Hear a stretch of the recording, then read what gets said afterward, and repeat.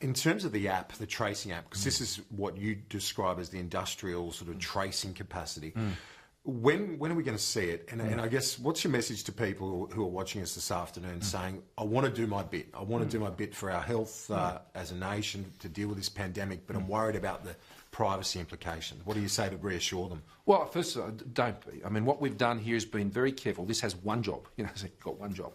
And it's got one job, and that is to help that health officer sitting in that office in Sydney or Melbourne or wherever it happened to be. And what happens if, let's say you contracted coronavirus.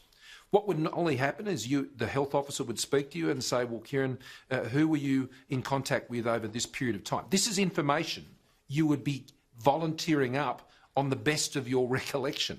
But none of us are perfect, and none of us are keeping a diary of every single movement that we're making.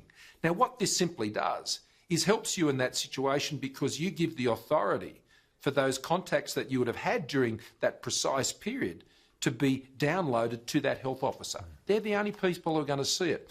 So, I hear a lot of people say, and rightly, I want to thank those health officers, the people in the front line, those working in the supermarkets, those working in aged care facilities. What can I do to help them?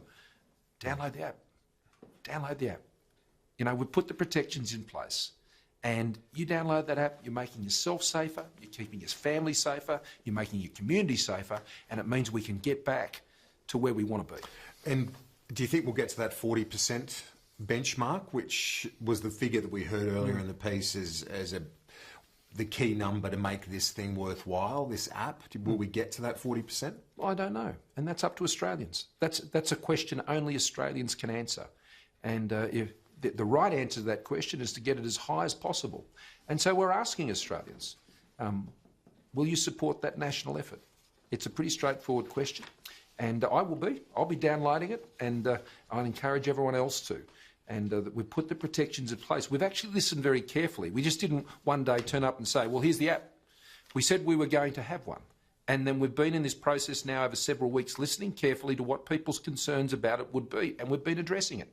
And so what we will be able to launch very soon is to have this tool, and that's all it is. It's a tool to help health workers do their job to keep you safe.